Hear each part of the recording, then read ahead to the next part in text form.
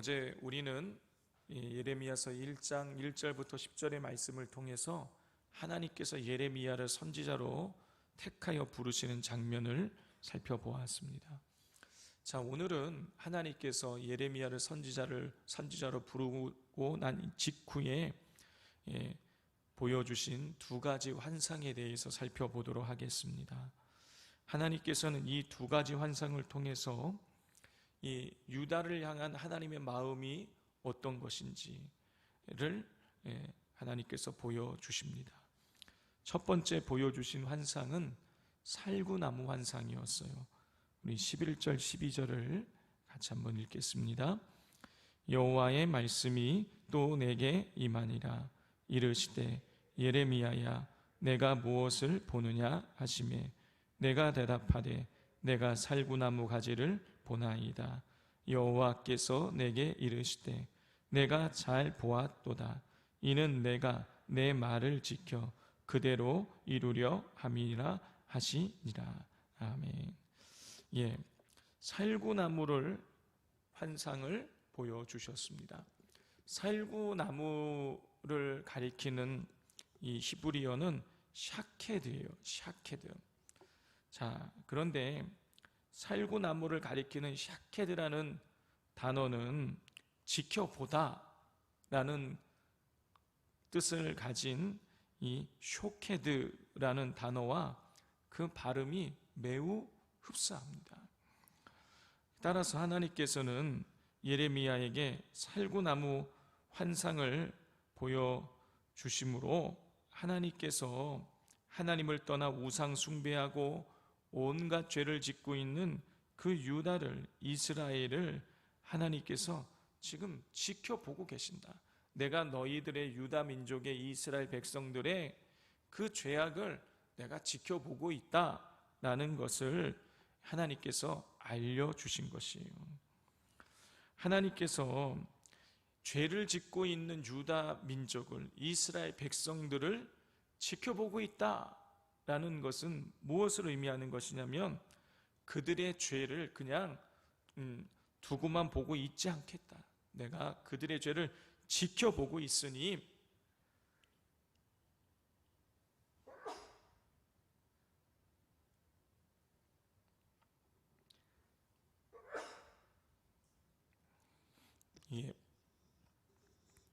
새벽에 여기 올라오면은 전면에 바람이 불고 여기서 이쪽으로 먼지가 엄청 옵니다.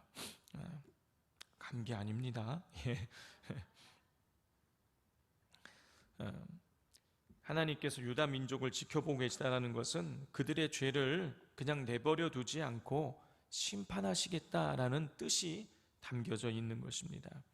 그렇기에 하나님께서 살구나무 환상을 보여주신 이후에 12절을 보면 내가 내 말을 지켜 그대로 이루려 함이라 라고 말씀하셨다라는 거예요. 하나님께서 내 말을 지켜 그대로 이루시겠다라는 것은요, 죄를 짓고 있는 이스라엘을 향해 앞으로 선포되는 심판을 이루시겠다라는 뜻이에요. 그리고 동시에 내가 내 말을 지켜 그대로 이루시겠다라는 것은 하나님께서 예레미야가 선포하는 말씀을 통해서 역사하시겠다라는 뜻이에요. 성도 여러분, 하나님께서 우리를 지켜보고 계십니다. 이스라엘은 하나님께서 당신들을 지켜보고 있다라는 것을 망각했기에 우상을 그렇게 숭배하면서 죄의 길을 걷게 되었던 것이죠. 그러므로 우리는 이스라엘처럼 되지 않기 위해서 매 순간마다 하나님이 내 옆에 함께하고 계시고 그리고 나를 지켜보고 계시다는 이 사실을 늘 기억할 수 있어야 하겠습니다. 자, 두 번째로 하나님께서 예레미야에게 보여주신 환상은 끓는 가마 환상이에요. 우리 13절부터 15절을 우리 교독해 보겠습니다. 여호와의 말씀이 다시 내게 임하니라. 이르시되 내가 무엇을 보느냐? 대답하되 끓는 가마를 보나이다. 그 윗면이 북에서부터 기울어졌나이다.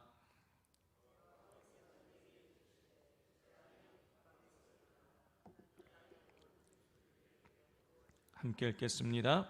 내가 북방 왕국들의 모든 족속들을 부를 것인즉 그들이 와서 예루살렘 성문 어귀에 각기 자리를 정하고 그 사방 모든 성벽과 유다 모든 성읍들을 치리라. 여호와의 말이니라. 두 번째 환상은요, 끓는 가마예요. 그런데 끓는 가마가 어떻게 되어 있냐면 북쪽에 있는데 북쪽에서 남쪽으로 이렇게 기울어진 거예요. 그러면 어떻게 되겠습니까? 이 가마 안에서 끓고 있는 것이 쏟아져서 남쪽으로 내려오겠죠.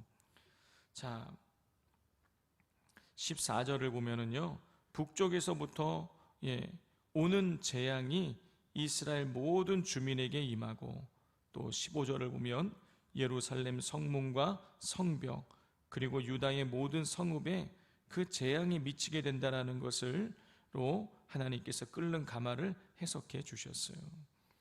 재앙이 이스라엘의 모든 주민에게 임하고 예루살렘 성문에도 임하고 성벽에도 임하고 유다의 모든 성읍에 미친다라는 것은 무슨 뜻이냐? 결국 이 북쪽에서부터 오는 재앙으로 인해서 이스라엘이 완전히 성문도 부서지고 성벽도 무너지고 이스라엘의 모든 백성들이 다 쫄딱 망하게 될 것이다. 북쪽에서 오는 그 세력으로 인해서 그렇게 망하게 될 것이라고 말씀하고 계시는 거예요. 자, 그렇다면 이 북에서 내려오는 그 재앙은, 끓는 가마는 무엇을 상징하는 것일까요?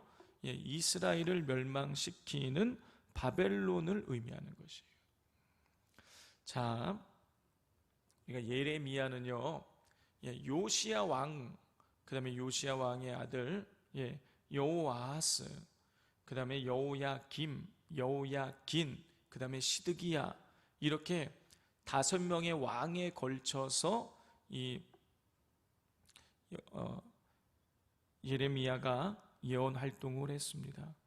자, 그런데요, 이 요시야 왕은요, 요시야 왕 때부터 시작해서 시드기야에 이르기까지 요시야 왕 때는 간접적으로, 그리고 여호아하스도 간접적으로, 그 다음 여호야김, 여호야긴, 시드기야 나라가 망하기 직전에는요, 직접적으로 바벨론의 과 연관이 되어져서 결국에는 바벨론에 의해서 멸망을 당하게 되는 것이죠. 자, 그러면 이 하나님께서 그 끓는 가마, 그 바벨론이라는 재앙으로 이스라엘에게 재앙을 내리게 되실 텐데, 우리 그 재앙이 무엇일까? 왜 이스라엘이 그 바벨론이라는 재앙을 만나게 되는 것일까? 자, 우리 16절을 같이 한번 읽겠습니다. 무리가 나를 버리고 다른 신들에게 분향하며 자기 손으로 만든 것들에 절하였은즉 내가 나의 심판을 그들에게 선포하여 그들의 모든 죄악을 징계하리라. 하나님께서 이스라엘을 끓는 가마, 그 바벨론을, 북쪽의 그 바벨론을 통하여서 징계하시는 이유는 무엇이냐? 여호와가 아닌 다른 신들에게 분향하고 자기 손으로 만든 것에 절하였기 때문이에요. 쉽게 이야기하면 우상을 숭배하였기 때문에 하나님께서 끓는 가마 바벨론을 통해서 이스라엘을 징계하시겠다고 하나님 말씀하고 계시는 것이죠. 성도 여러분, 오늘날 이 땅에 사람들은요, 각기 나름대로의 우상을 가지고 있습니다. 많은 사람들은, 거의 대부분의 사람들은 물질이라는, 돈이라는 맘모니즘, 그 우상을 따르고 있어요. 또 사람들은 권력, 어떤 사람에게는 대학 간판 학벌이라는 것, 어떤 사람에게는 자기의 집안 배경, 어떤 사람은 남편, 또 자식, 이런 것들이 각기 우상이 되어져 있습니다. 자, 그러면서도 그런 우상을 따르는 것에 관해서 아무런 꺼리낌이 없어요. 성도 여러분, 하나님께서 십계명을 주셨죠. 이것이 인간에게 주신 최초의 계명이에요. 자, 그런데 인간에게 주신 최초의 10가지 계명 중에 제1계명이 무엇입니까? 너는 나 외에 다른 신을 내게 두지 말지니라. 너는 나 외에 다른 신들을 내게 두지 말라. 자, 성도 여러분, 이 제1계명이 무너지게 되면 나머지 9가지 계명이 다 무너지는 거예요. 제1계명을 제대로 지키게 되면 나머지 9가지 계명을 제대로 지킬 수 있게 되어지는 것입니다. 그러므로 우리는 먼저 우리 자신이 하나님만을 섬기고 있는지 아니면 하나님 외에 다른 것을 섬기고 있는지를 우리가 점검해야겠습니다. 그리고 더 나아가 하나님이 아닌 다른 것을 섬기는 사람들에게 복음을 증거하여서 하나님만을 섬기도록 우리가 복음을 증거하는 사명을 감당할 수 있어야 하겠습니다. 우리 이 시간 우리 기도하도록 하겠습니다. 기도하실 때 하나님께서 우리를 지켜보고 계시다라는 것, 늘 이 사실을 기억하면서 주님과 동행하는 삶을 살아가게 해달라고. 두 번째로는 우리가 하나님 외에 섬기고 있는 것들을 내려놓을 수 있게 해달라고. 돈의 우상을, 또 성공의 우상을, 권력의 우상을, 쾌락의 우상을, 또 이런 여러 가지 우리가 각기 가지고 있는 그런 우상들을 우리가 깨트려 버리고 오직 하나님 한 분만을 온전히 섬길 수 있도록, 또 하나님이 아닌 다른 것을 섬기는 자들에게 하나님을 온전히 증거하는 삶을 살아갈 수 있게 해달라고 기도해 주시고, 우리 거문도 선교 날씨를 위하여서 다시 한번 집중적으로 하나님께서 비구름을 거두어가 주옵소서. 배가 운행하는데 조금도 지장이 없고 바람을 잔잔케 해달라고, 또 선교 활동하는데 날씨로 인한 어려움을 겪지 않게 해달라고 기도해 주시고, 또 오늘 저녁에 있을 금요 기도회 가운데에 성령의 기름을 부어 달라고 이 시간 주여 삼창하고 기도하겠습니다. 주여, 주여.